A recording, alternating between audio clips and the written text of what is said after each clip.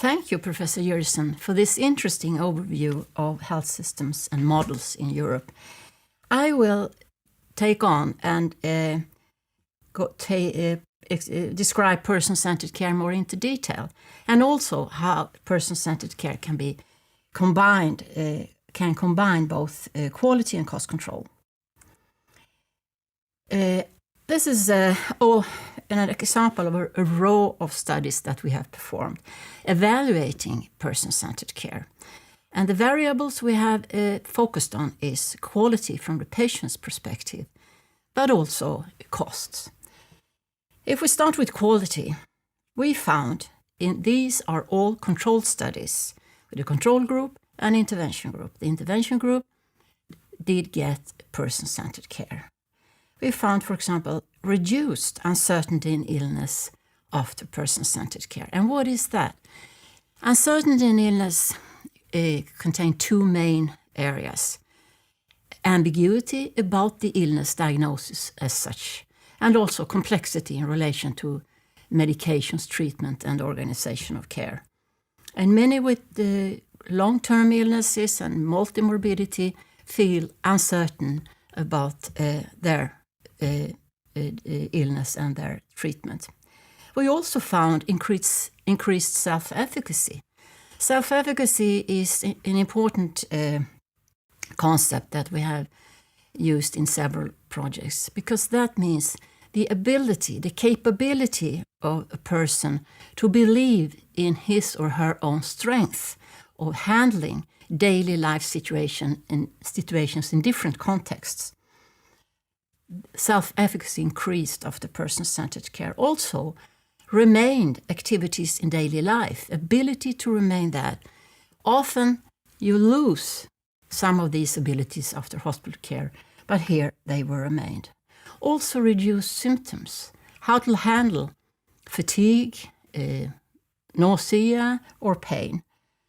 And also in relation to that, increased health-related quality of life.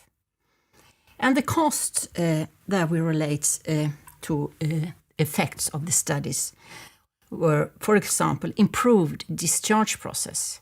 When you're admitted to hospital care, in person-centered care, within 24 hours, you start together with the patient to plan for discharge. And both parties are very well prepared for what will happen after the period in hospital. And that also follow then reduced number of hospital days, because you plan together with the patient and often the relative how will the days in hospital be, and after that also after the hospital care period. And that, because you have that plan, it also it will also follow reduced number of hospitalizations, because you have your plan and you're prepared for your self-care, for example. When you have that plan also in primary care and you're on sick leave, together with the primary care professionals, you plan for when can I go back to work or other activities before the event of, for example, a heart attack. That is a very complex situation with a lot of anxiety and worries. And also effective use of medicines. Sometimes you have a lot of tablets you need to manage, and with the help of the plan, together with the professionals, you plan and have very good control over your treatment. This is an example from one of these studies that I presented. This is care in the home, in palliative care. People with severe heart failure were cared for at home the rest of their lives. And as you can see, the total hospital days were reduced by 25%. They had few hospitalizations and fewer days in hospital compared to the control group that did not get person-centered care.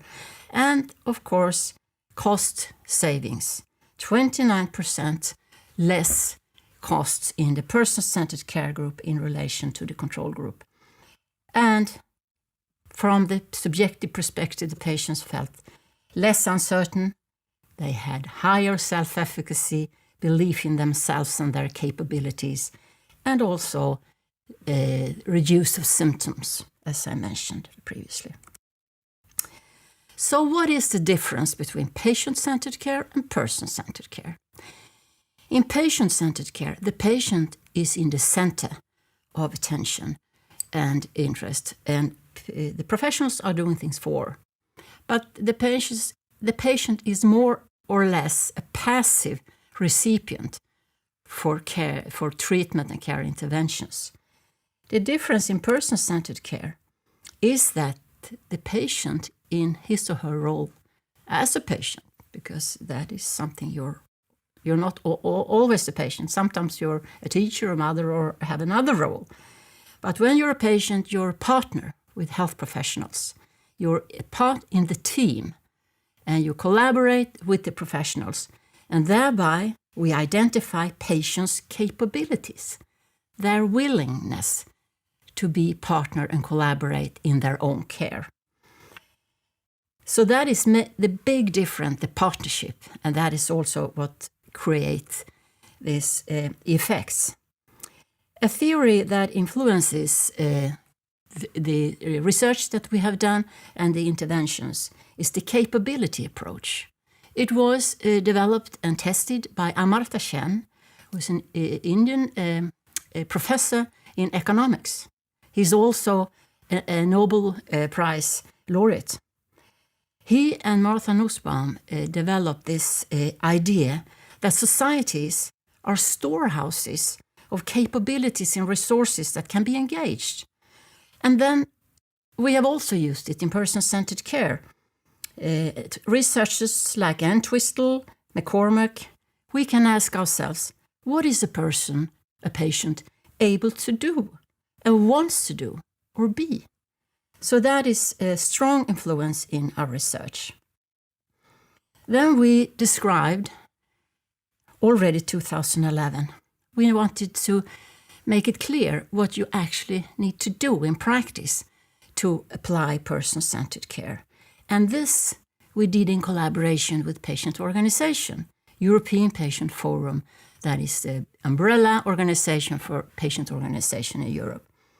First of all, you need to listen carefully to patients and their offer relatives' narratives, what they tell and what their experiences, their ideas about the condition.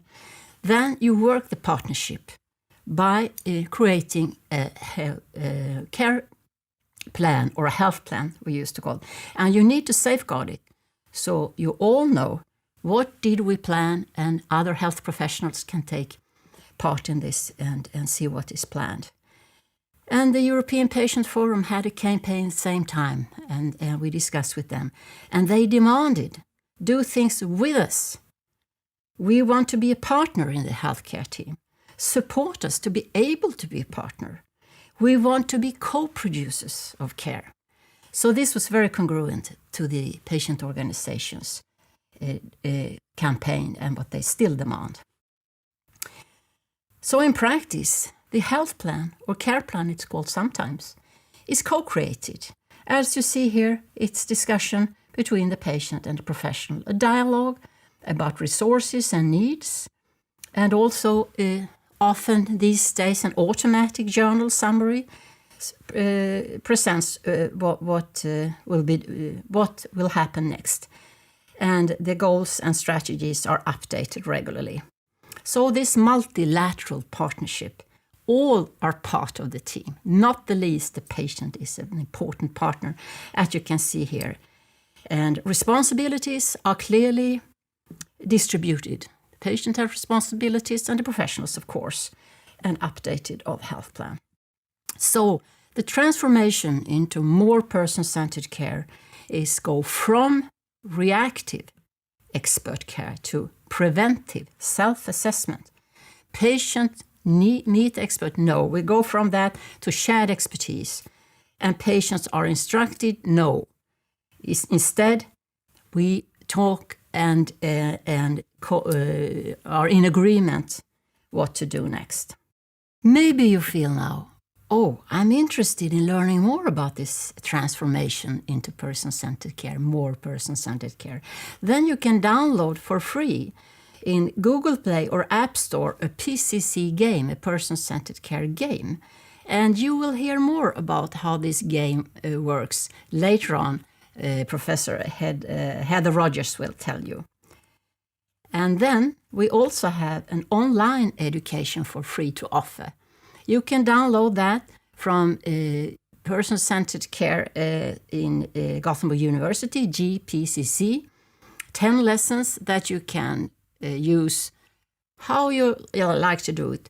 If you're a patient with your relatives, health professionals in different healthcare settings, at home or wherever. So just Google GPCC, Center for Person-Centered Care at Gothenburg University.